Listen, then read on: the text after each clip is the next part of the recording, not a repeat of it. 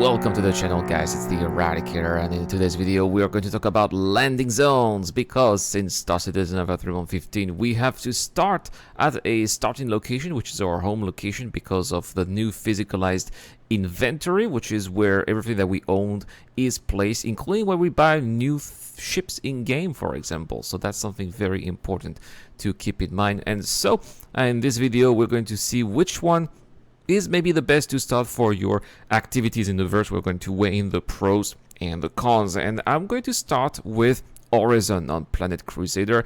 Crusader is a gas giant, so, well, obviously it has a very thick atmosphere that takes forever to leave, which is why I do not recommend you to start at Horizon. I know that some people, including myself, I really love Horizon personally. It's a fantastic place to visit. I really like the vistas, the whole atmosphere, the architecture, but I did not choose it as my starting location because it's just a burden, right? Plus, on top of that, if you want to be starting your activities a little bit faster in space, you can't set your spawn location if you die, for example. You can't set your spawn location at the station above the planet, because Port Olisar does not have a clinic. They haven't redone Port Olisar yet, and as a result it is quite a burden. I think that if you're really into Crusader, you want to be spending your time around Daymar, Daymar, Yela, and Selin, which are the moons around Crusader, I think you're better off resetting your spawn location at Crew L1, which is the Lagrange point, not too far from Crusader. And I think that's a shame, right? On top of that, what are the facilities on Crusader? Well, you have you don't have much. You can't buy armor. You have a few guns. You can buy a Kelto, which is your local 7-Eleven like type of shop. And that's basically it. You can paint your shop at Cosmic Scroll if that's what you want to do, or you can buy some expensive Crusader Industry shops at the Crusader Industries showroom, and that's about it. So I would not recommend you to start at Crusader. Next, my number 3 here on the list is Lorville, and I very often select Lorville. Let's say if I have a character reset, for example, but since 3.16 I'm not doing that anymore. Now at Lorville you have some great things. You have mission givers, Constantine Hurston, who is going to give you delivery boxes in bunkers, or a little bit dangerous. You also have Miles Eckhart for the bounty hunting missions that will eventually lead to the Idris, and you have Clovis Donnelly, who gets you to down satellites where you have to recover some datapads. Very interesting little activities if you are bored. But on Lorville you don't have much shopping to do. Now you do have a couple of armor since 3.15, which is great. I guess it was better than before, where there was basically nothing to buy.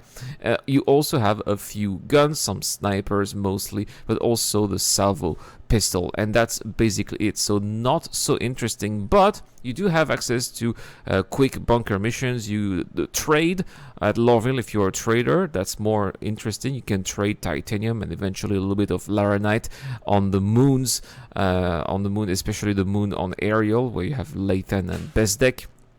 So if you're a trader, you may want to be considering Lorville. Next, for traders and also combat players alike, that would be Microtech, and the landing zone New Babbage there is more interesting.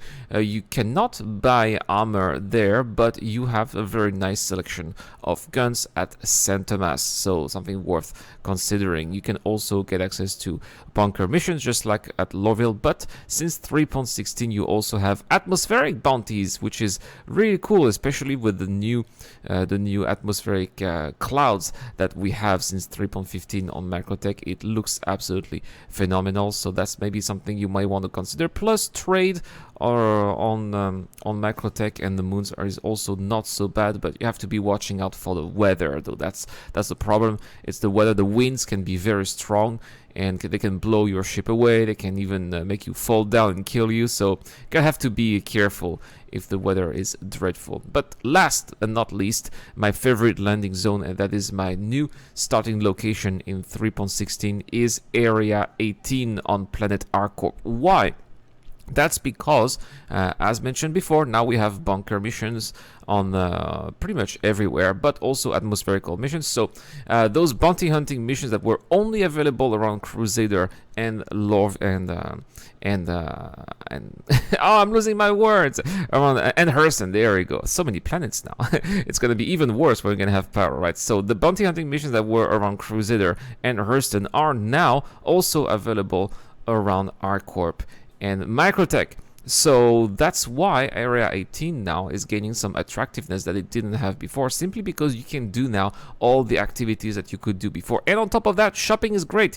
You do have all the guns that you need at Cubby Blast, but also at Center Mass, and on top of that you got a very comprehensive armor shop as well, which is going to be very convenient. You want to buy, you're going to go there very often if you die very often, because you're going to lose your equipment and you're going to have to buy it again, and that's why I think that that's a great location. Plus you can always respawn again at the station on top of that, where you can after go your various activities in space from the station without having to go through the atmosphere, which again is not that cumbersome compared to Crusader. It's only 10 kilometers, so it's not that bad. So there we have it, guys. A little quick review of the 4 landing zones around the Stanton system, and why I think that ArcCorp is the best landing zone out there if you are a jack of all trades and you want to do pretty much everything. Plus, oh, almost forgot that, speaking of trade, I think that one of the best outposts right now is also ArcCorp 045 on Voila, because you can buy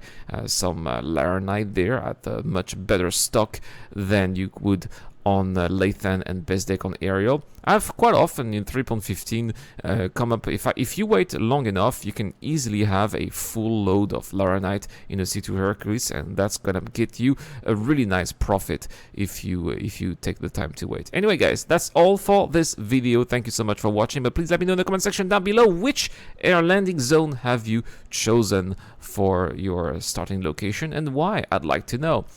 Big shout out also to Eric Ole and Dr. Forbin for their support on Patreon. Have a wonderful day, guys. I hope you guys had a wonderful Christmas. This is the Eradicator. I'll see you guys later. A huge shout out to everyone who's been helping me out on Patreon and via the YouTube Join Membership program. Creating content on YouTube involves continuous circles of ups and downs, and it is when we are the lower parts of the curve that your help really motivates me to keep on going. Your contribution really does make a difference, which is why in return I try to give back by offering backers access to my private Discord channel, automatic access to exclusive giveaways, or answering your questions during the show. You can help me out with as little as $1 a month, and any help is greatly appreciated. Thank you very much for watching again. This is the Eradicator. I'll see you guys later.